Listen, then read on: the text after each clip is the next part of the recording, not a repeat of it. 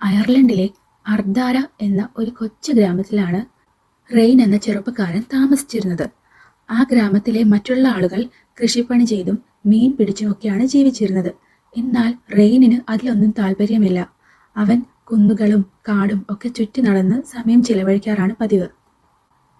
ഒരു ദിവസം ഒരു വൈകുന്നേരം നല്ല മഴ പെയ്തു കഴിഞ്ഞ സമയം റെയ്ൻ ആകാശത്തേക്ക് നോക്കി നിൽക്കുമ്പോൾ ഒരു മഴവില്ല് വിരിയുന്നത് കണ്ടു.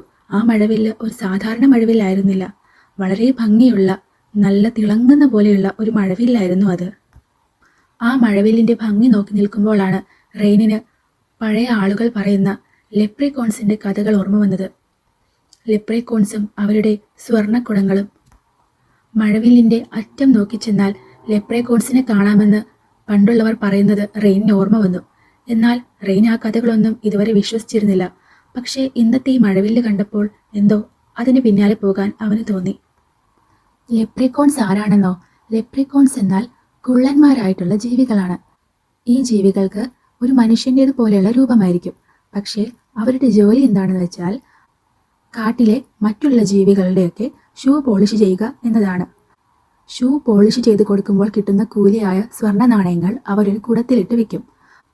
ആ കുടം അവർ മരപ്പൊത്തുകളിലോ അല്ലെങ്കിൽ മരത്തിന്റെ വേരുകൾക്കടിയിലോ അങ്ങനെ എവിടെയെങ്കിലും ഭദ്രമായി സൂക്ഷിക്കും. ഏതെങ്കിലും ഒരു മനുഷ്യൻ ഒരു ലെപ്രിക്കോണിനെ പിടിച്ച് അവനോട് അവന്റെ സ്വർണ്ണക്കുടം കാണിച്ചു തരാൻ പറഞ്ഞാൽ അവന് തീർച്ചയായും കാണിച്ചു കൊടുത്തേ പറ്റുകയുള്ളൂ. അതുകൊണ്ട് ലെപ്രിക്കോൺസ് എപ്പോഴും ജാഗരൂകരായിട്ടായിരിക്കും ഇരിക്കുക. പിന്നെ ഒരു കാര്യം, അവർ വളരെ തന്ത്രശാലികളാണ്. അവരെ പിടിക്കുന്ന മനുഷ്യരെ അവർക്ക് എളുപ്പം പറ്റിക്കാനും സാധിക്കും. തന്റെ സ്വർണ്ണക്കുടം കൊടുക്കാതെ ഇരിക്കാൻ അവർ പരമാവധി ട്രൈ ചെയ്യാറുണ്ട്. റെയ്ൻ അങ്ങനെ തന്റെ ബൂട്ട്സ് ഒക്കെ ധരിച്ച് മഴ നനഞ്ഞ ആ മണ്ണിൽ ചവിട്ടി മഴവില്ലിന്റെ അറ്റം തേടി നടക്കുകയായി. അങ്ങനെ ഗ്രാമവും പാടങ്ങളും ഒക്കെ പിന്നിട്ട് മഴവില്ല് എവിടെയാണ് ചെന്നതെന്നോ? അങ്ങ് ഉൾക്കാട്ടിൽ കാടിന്റെ അറ്റത്ത്. റെയ്ൻ ഒരുപാട് നടന്ന് അവസാനം അവൻ ഒരു തെളിവുള്ള സ്ഥലത്തെത്തി. ആ സ്ഥലത്ത് ചെന്ന് നോക്കിയപ്പോൾ അതാ അവന്റെ കണ്ണുകളെ അവന് തന്നെ വിശ്വസിക്കാനായില്ല. ഒരു ലെപ്രിക്കോൺ, ഒരു പച്ച കോട്ടും വളഞ്ഞ തൊപ്പിയും ഒക്കെ ധരിച്ച് ലെപ്രിക്കോൺ അവിടെ നിന്ന് ഷൂ പോളിഷ് ചെയ്യുന്നു. ഒരു ചെറിയ ഷൂ. ലെപ്രിക്കോണിൻ്റേത് ചുവന്ന താടിയാണ് കേട്ടോ. ലെപ്രിക്കോൺ നല്ല ഈണത്തിൽ ചൂളം അടിച്ചുകൊണ്ടാണ് ജോലി ചെയ്യുന്നത്. റെയ്ൻ പതുക്കെ ശബ്ദമുണ്ടാക്കാതെ പതിയെ ചെന്ന് ലെപ്രിക്കോണിനെ പുറകിൽ നിന്നും ഒറ്റ പിടുത്തം പിടിച്ചു. അയ്യോ, ഷേ, ഇതാരാ എന്നെ പിടിച്ചത്? ലെപ്രിക്കോൺ കിടന്ന് പുളഞ്ഞു. ആ കുള്ളൻ റെയ്നെ നോക്കി പറഞ്ഞു, എടാ ചെറുക്ക, നീയാണോ എന്നെ പിടിച്ചത്? എന്നെ ഒന്ന് വെറുതെ വിട്. നീ ചോദിക്കുന്ന എന്ത് വേണമെങ്കിലും ഞാൻ നിനക്ക് തരാം. അത് കേട്ടതും റെയ്നിന് സന്തോഷമായി. ആ, എങ്കിൽ പറ, നിങ്ങളുടെ സ്വർണ്ണക്കുടം എവിടെയാ വെച്ചിരിക്കുന്നത്? എനിക്ക് അതാണ് വേണ്ടത്. സ്വർണ്ണക്കുടമോ? നിനക്ക് വേറെ എന്തൊക്കെ ചോദിക്കാം. നിനക്ക് വേണമെങ്കിൽ ഞാൻ നല്ല ചോക്ലേറ്റ് മിൽക്ക് തരുന്ന പശുവിനെ തരാം. അല്ലെങ്കിൽ നിനക്ക് ഞാൻ ഒരുപാട് നല്ല മധുരമുള്ള മുട്ടായികൾ വരുന്ന ഒരു മരം തരാം. അതുമല്ലെങ്കിൽ സ്വർണ്ണ മുട്ടയിടുന്ന ഒരു താറാവിനെ തരാം. നീ അങ്ങനെ എന്തെങ്കിലും ചോദിക്കേ. എന്തിനാ ഈ സ്വർണ്ണക്കുടം? റെയ്ൻ പറഞ്ഞു, പറ്റില്ല, എനിക്കത് തന്നെ വേണം. എനിക്കത് മതി. എന്നാലേ ഞാൻ നിന്നെ വിടുകയുള്ളൂ. എങ്കിൽ ശരി, ഒരു കാര്യം ചെയ്. അതിനുള്ള വഴിയൊക്കെ കുറച്ച് ബുദ്ധിമുട്ടാ. കുറച്ച് കഷ്ടപ്പെടേണ്ടി വരും.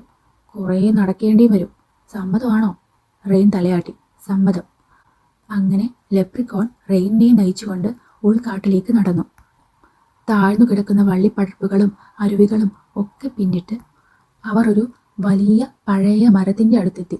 ആ മരത്തിലെ വള്ളിപ്പടർപ്പുകൾ മൊത്തം ചുറ്റിപ്പിണഞ്ഞ നിലയിലായിരുന്നു. ലെപ്രിക്കോൺ റെയ്നിനോട് പറഞ്ഞു, ദാ ഈ മരത്തിന്റെ വേരിന്റെ അവിടെ കുഴിക്ക്. ഇവിടെയുണ്ട് നീ ചോദിച്ച സാധനം. അപ്പോഴാണ് റെയ്ൻ ഓർത്തത്, കുഴിക്കാനായി എന്തെങ്കിലും മൺവെട്ടിയോ മറ്റോ കൊണ്ടുവരേണ്ടതായിരുന്നു. എന്നാലും സാരമില്ല, കൈവച്ച് കുഴിക്കാം എന്ന് പറഞ്ഞ് റെയ്ൻ അവിടെയുള്ള കരിയിലകളും മണ്ണും ഒക്കെ മാറ്റി അവിടെ മാന്താൻ തുടങ്ങി. കുറേ നേരം അവൻ അവിടെ നിന്ന് കൈകൊണ്ട് കുഴിച്ചു. ലെപ്രിക്കോൺ അനങ്ങാതെ റെയ്ൻ കുഴിക്കുന്നത് നോക്കി അവിടെ തന്നെ നിന്നു. കുഴിക്കുന്നതിനിടയിൽ റെയ്ൻ ലെപ്രിക്കോണിനോട് ചോദിച്ചു, നിങ്ങൾ എന്തിനാണ് ഈ സ്വർണ്ണക്കുടം കൊണ്ടുവന്ന് ഇങ്ങനെ കുഴിച്ചിടുന്നത്? ഇത് വേറെ എവിടെയെങ്കിലും വെച്ചാൽ പോരെ? അപ്പോൾ ലെപ്രിക്കോൺ പറഞ്ഞു, അത് പറ്റില്ല. ഞങ്ങൾ വളരെ അധ്വാനിക്കുന്ന ആളുകളാ. ഞങ്ങൾ ഷൂ പോളിഷ് ചെയ്തും മന്ത്രവിദ്യകളൊക്കെ കാണിച്ചുമൊക്കെയാ ഇത്രയും സ്വർണ്ണ നാണയങ്ങൾ ശേഖരിക്കുന്നത്. അത് അങ്ങനെ ആർക്കെങ്കിലും ചുമ്മാ കൊടുക്കാൻ പറ്റുമോ? അതുമല്ല, മനുഷ്യന്മാർ വളരെ മടിയന്മാരാ. അവർക്ക് പണിയെടുക്കാനൊന്നും പറ്റില്ല. എളുപ്പത്തിൽ പണക്കാരാവണം. അങ്ങനെയൊന്നും ഞങ്ങൾ കൊടുക്കില്ല കേട്ടോ. ഓ ശരി, റെയ്ൻ പറഞ്ഞു. എന്നിട്ട് അവൻ വീണ്ടും കുഴിക്കാൻ തുടങ്ങി. കുഴിച്ച് അവന്റെ കൈകൾ വേദനിക്കുന്നുണ്ടായിരുന്നു. അവന് ലാസ്റ്റായപ്പോൾ തോന്നി, ഇനി ലെപ്രിക്കോൺ തന്നെ പറ്റിക്കുകയാണോ എന്നവൻ സംശയിച്ച ഉടനെ തന്നെ അവന്റെ കൈ എന്തിലോ തടഞ്ഞു. അതെ, ഒരു കുടമാണത്. അവൻ അവിശ്വസനീയതയോടെ ലെപ്രിക്കോണിന്റെ മുഖത്തേക്ക് നോക്കി. ലെപ്രിക്കോൺ ഒരു ചെറിയ ചിരിയോടെ അവിടെ നിൽപ്പുണ്ട്. പെട്ടെന്നുള്ള ആവേശത്തിൽ റെയിൻ ആ കുടം തുറന്നു. ആ കുടം തുറന്നപ്പോൾ അതാ അതിനകത്ത് അവനെ അത്ഭുതപ്പെടുത്തിക്കൊണ്ട് ഒരൊറ്റ ഗോൾഡ് കോയിൻ മാത്രമേ ഉള്ളൂ. അവൻ അത്ഭുതത്തോടെ ലെപ്രിക്കോണിന്റെ മുഖത്തേക്ക് നോക്കി. അയാൾ അവിടെ നിന്ന് ചിരിച്ചുകൊണ്ട് പറഞ്ഞു, ദാ ഇപ്പോൾ നീ കാണിച്ച കഷ്ടപ്പാടിനുള്ളതാണ് ഈ ഒരു സ്വർണ്ണ നാണയം. ഇനി നിനക്ക് വേണമെങ്കിൽ നിന്റെ ബുദ്ധിയും കഴിവും ഒക്കെ ഉപയോഗിച്ച് അങ്ങോട്ട് നേടിയെടുക്ക് എന്ന് പറഞ്ഞ് ലെപ്രിക്കോൺ ചിരിച്ചു.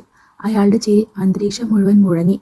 അതേസമയം അയാളുടെ തൊപ്പി ഊരി അപ്രത്യക്ഷനായി.